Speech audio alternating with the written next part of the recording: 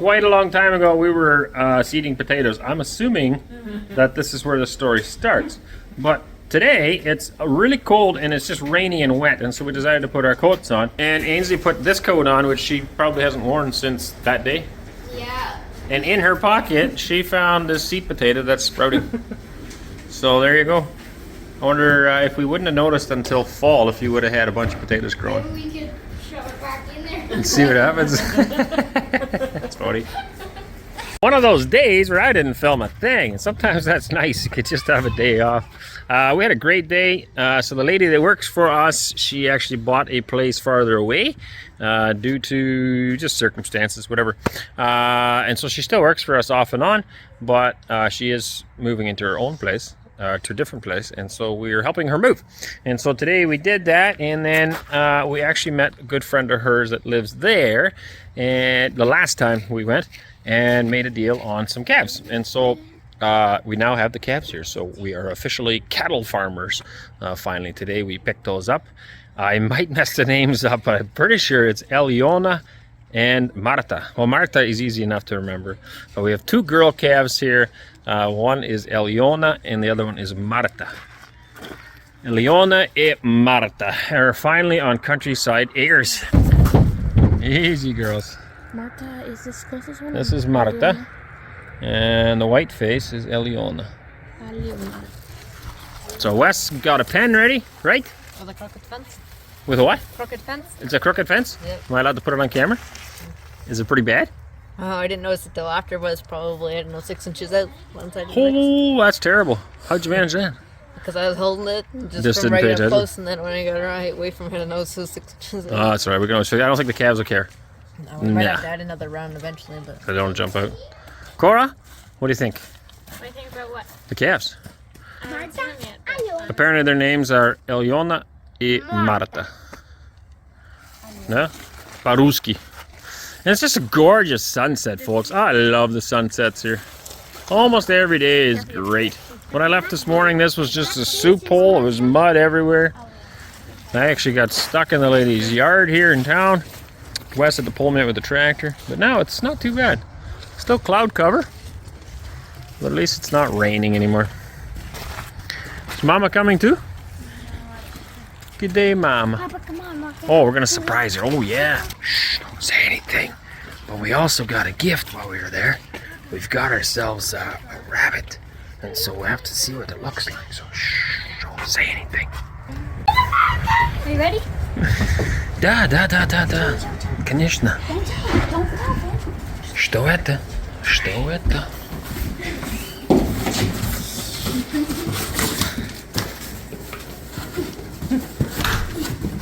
Just untie it. You want my knife?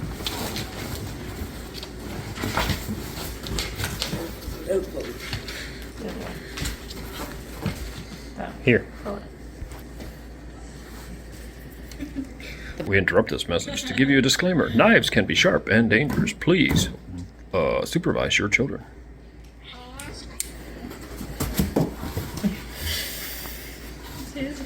Это большой кролик. Is it pregnant? Нету. The girl, it's the last one they had. It's Where does this come from? Elliot's friend, this is the last one they had. It's a girl. I wonder how long it'll take for that to go missing. Oh, we have to find a pen to put it in because it isn't going to stay in the cardboard. That thing's massive. It's like a little snowball. Make a couple of good mittens right there. It's a red eyes. That's a beautiful rabbit. Why? We got to find It's just color that have to find a man, Oh man. a male rabbit. Oh Yeah. my. What are we gonna do with it? Where's Maddie? Sleeping? Ah, that's too bad. She would get a kick out of this. Big fat rabbit. Huh. Where was it housed in their barn? I have no idea. We don't have a cage for a rabbit. I don't know what we're gonna do with it. Up with the meat bird. I'm gonna stick it in Waylon's bed. Oh, I'll put it in with the dog for the night. Hey, they'll get along Alright, good. won't be a rabbit anymore. Or a dog. They'll both be beat up in the morning. Maybe. Yeah, we'll find a home for it. Not only did we get a rabbit and two calves, well, the rabbit was a gift, the calves I bought, but we got these trees as a gift as well. They're really tall. And I'm not sure what they are anymore. I can't remember. But they have something on them that's tasty. So we'll see. We'll plant them somewhere. All right, time to unload the calves in the new pen.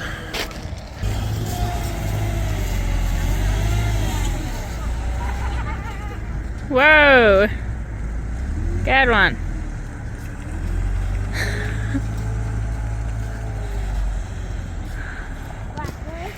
Раз, два, три.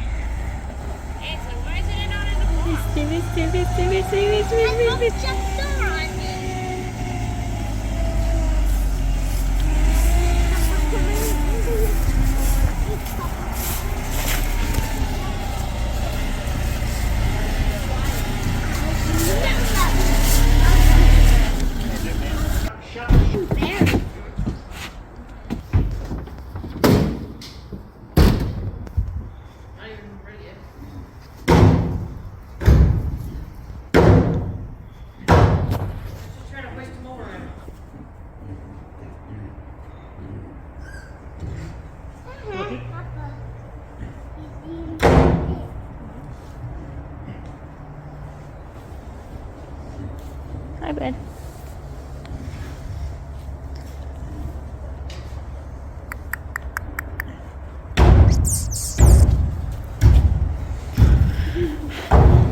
All right, very first time in her life for this experience. See what she says. You're right.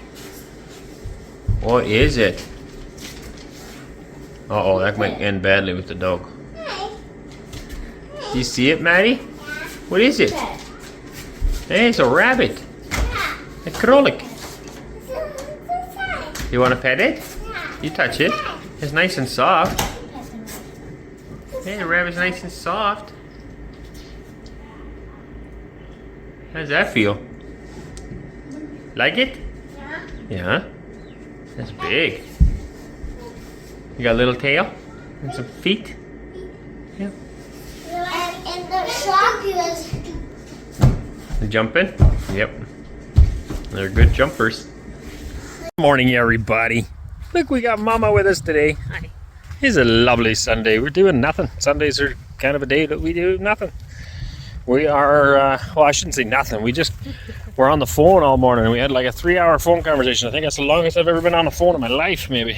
But anyway, it was well worth it. No? Probably longer? No, you like to talk. Well, all right, that's true. Anyway, great conversation. We're just going off to the barn here right now to take a look at the new calves since we're officially cattle farmers. Oh, you all hear that? Lucy's not so sure about them things yet.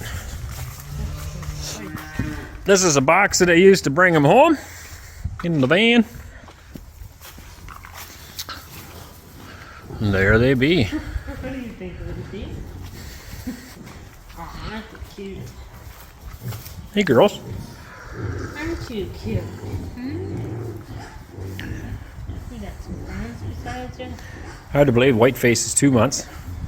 The other one's 3. Yeah, surprised me. This one's got some beef in it. No, that's the Yaroslav breed. Still, to me, like Oh, they are more beefy. Yeah. They are kind of, almost seem like a crossover. Yeah. A beautiful meat supply right there. We got some bacon. Right here we got some beef. They're growing good too, eh? hello. Hello, girls. Hello, girls. Remember when they first came, you peek your head over the fence and they all run away. Hello, girls. Now they're happy and curious. Good stories. You want some treats? You want some treats? And we can hear chickens in the background. You guys want some treats? What else? Hello. Hello. Say hello. Did you know that you're talking to people all over the world right now? Right? Did you know that? Soon we'll get some fences in and get you outside. But for now you gotta live in here. Yeah? Yeah? Hello. You can't have my coffee. That's mine. That's mine. We could get a. What are you guys grumping about? You guys got water? Hey, check your water. Yep, you got water. Lots of water in there. You need some food? You guys probably want some more of that grass. Hey, I know you guys like eating grass. Try that out, Precise. Is that what you want? There they go. Whoever tells you pigs don't like grass, they're wrong. I'm going to have some people in the comments saying, well, of course, who says that?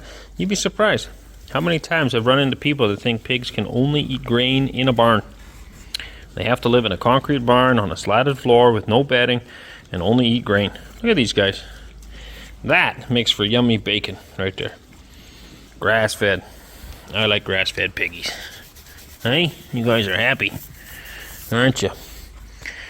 Calves are doing good. Kids are worried that they're getting sick, but they look good to me. I thought maybe there was a bit of bloat in one, but I don't see that. This one looked a little depressed this morning, but I think it looks better now.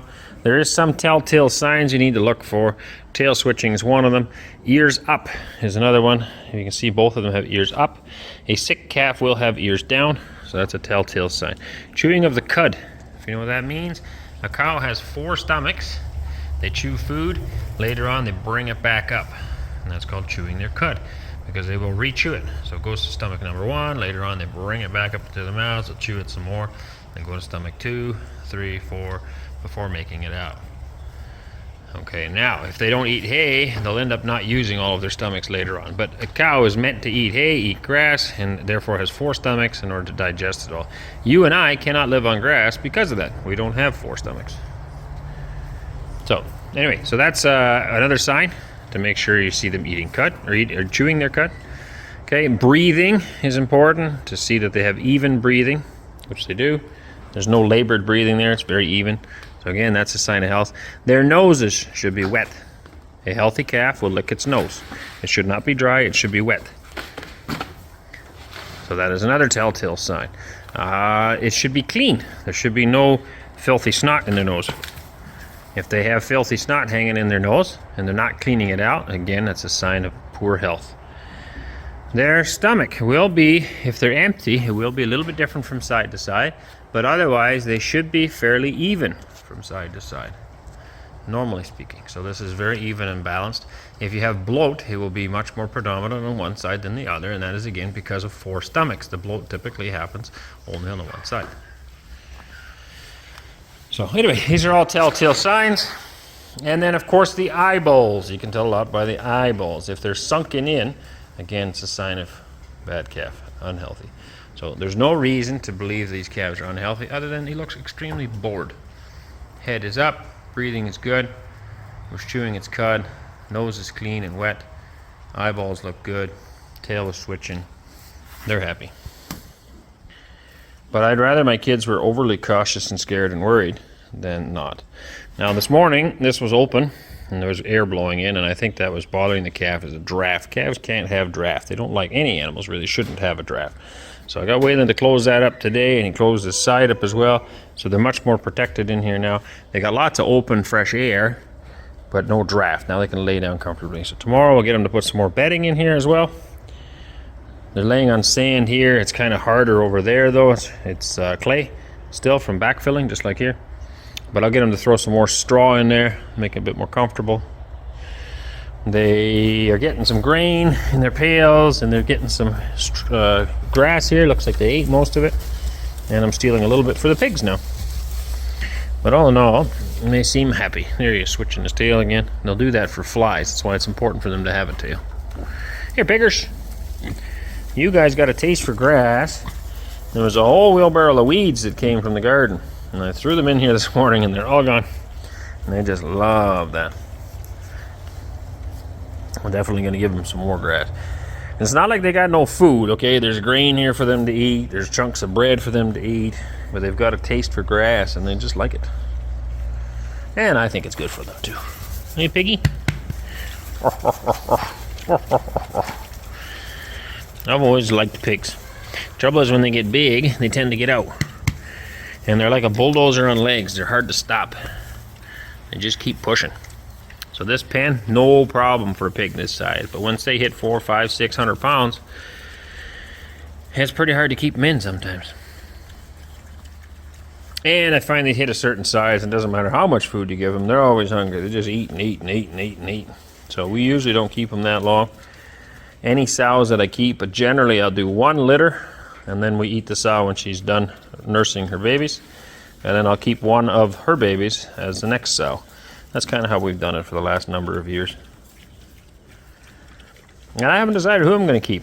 Waylon thinks I should keep this dark one. He really likes that one. I kind of like this one too. They're both equally big. They're the biggest 2 out of the bunch here.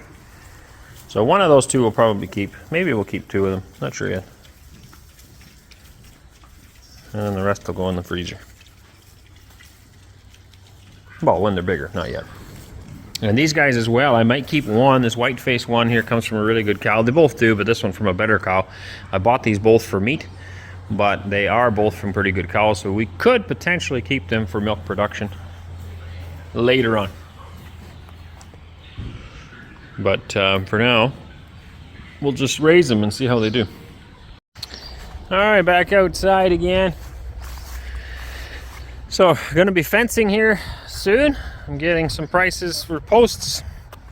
They've gone up quite a bit. Last year I bought them 100 rubles a meter, and this year they are 150 rubles a meter. Now that might not seem like a lot, but it adds up when you get enough posts. So we're going to be, I would like to fence the entire field. Cannot afford it right now. We're going to be fencing up to about these bushes, these trees, that tree and that tree. I have about half this farm fenced. A little bit farther than that tree, but anyway, about half the farm fenced and cross fenced, and then we can start running pastures here because we're hoping to get sheep here this year as well, and then our calves can go outside, plus if we get some milk cows. And then next year, if we do well, if we make some money, then we will fence some more. The idea is that eventually this entire 80 acres will be fenced and cross fenced so we can move cattle back and around. Intensive rotational grazing. I also wanted to show you, I already told you guys about this once before. This to me is amazing still. I don't know if we'll catch it with the sunlight because the sun's shining in the camera. But if you remember, we had chickens here before. Okay, this is darker grass now.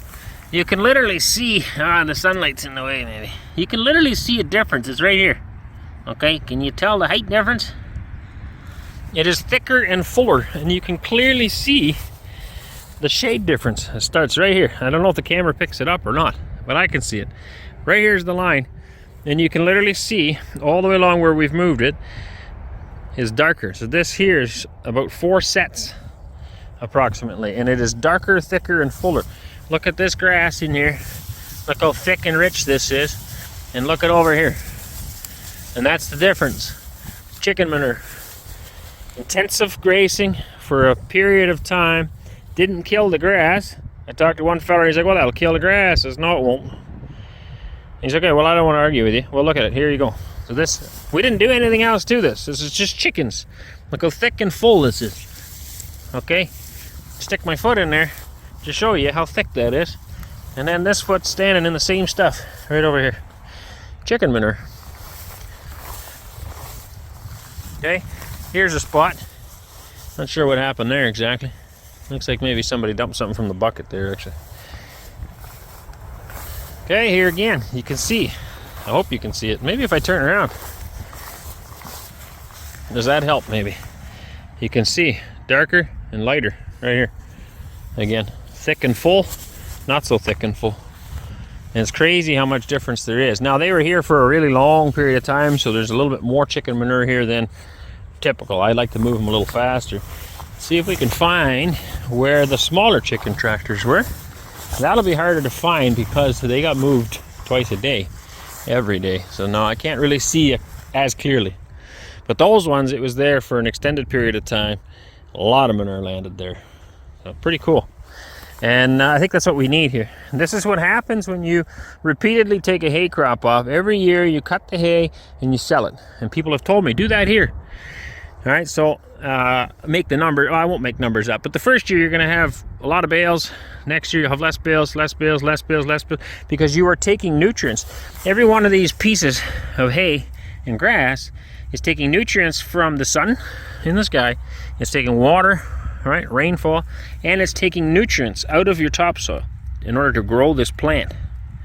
Okay, and then you cut it off, the nutrient is in the plant, and you sell it to another farmer, and nothing comes back.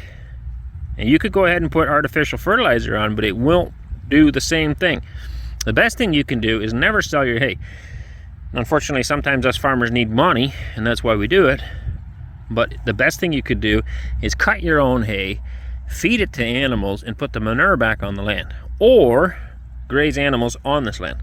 So they come here and eat it like we did over there with those chickens. They ate the grass, pooped on the grass, fertilized it, and we moved them farther. And that is what we're going to do with this land, hopefully, is rotation, intensive rotational grazing. We will fence it and cross fence it. We will run animals in it, a lot of animals. It'll look like too many, maybe, once we get going. But they'll only be there for a day or so, and then we'll move them to the next pasture. And they won't come back to the first pasture for about 30 days. And that way the parasites, worms, whatever, will no longer be there. And so after 30 days, that's gone, and we'll bring them back again. And the other trick is to never let it get too short. Okay, 5-6 inches, it really shouldn't get shorter than that. And you'll notice it with your lawn grass. If you ever mow your lawn, if you cut it real short, it takes longer for it to come back. Whereas if you just clip the tops of it, it'll grow back really fast. So same thing when you put cattle in there, it should never get real short, because you're actually stunting your grass growth. It takes a while for the grass to repair itself and then grow. And if you can keep it from getting that short, it'll grow back a lot faster and thicker. And don't worry about if they crush it. Okay, if they come in and leave it. So last year we didn't cut this, we left it a lot here. And so now we have organic matter. You get looking in here, you can see old grass laying down. Okay, not a lot of it, but there's some here. Right, and this old stuff is now food. There's bugs and organisms. There's a lot of animals living down in here. Tons and tons and tons of them, more than you can ever see. Microscopic stuff even, that lives in your ground and lives on this. It eats this old grasses. Worms do too. And they come up and they pull it back down and they eat it and they turn it into topsoil.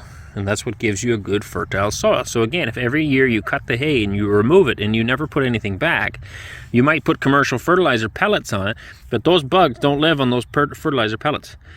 All right, that fertilizer will go into your soil and your grass will grow from it, but it won't feed the microbes in the soil. This will. This will feed your microbes. Natural stuff. Chicken manure, right? This. I've heard of guys using molasses sprays, different things to actually feed the microbial life living in your soil, which then will create better topsoil, and it'll give more nutrients for your plants to grow, and you'll have much healthier plant growth, as we can see in this dark section. Here you can see it totally. You got to be able to see that. See how dark that is and how light this is. Big difference. Only difference, chicken manure, no chicken manure. Not wild. And we want all of our fields to look like this. Everything to turn out to look like that. That's the plan.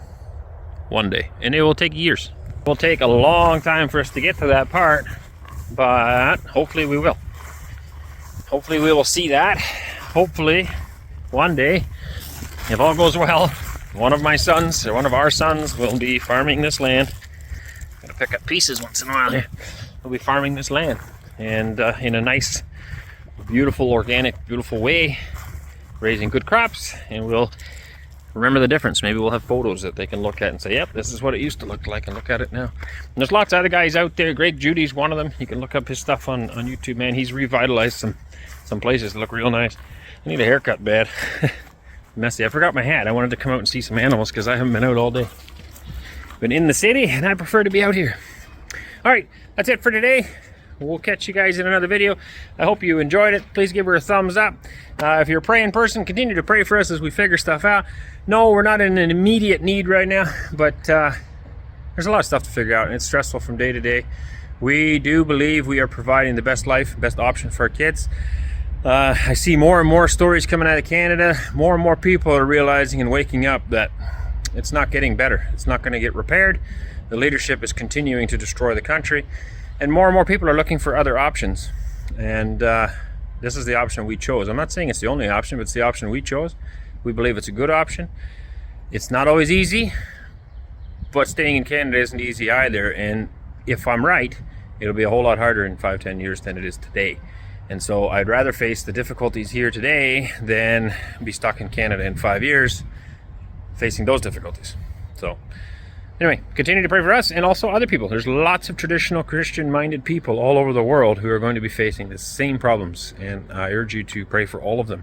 Pray for world peace, pray for the people, God's people, wherever they might be. All right, God bless you guys. Catch you in another one. As the leaves change color, I dive into you. When summer's fading, there's nothing to do but bask in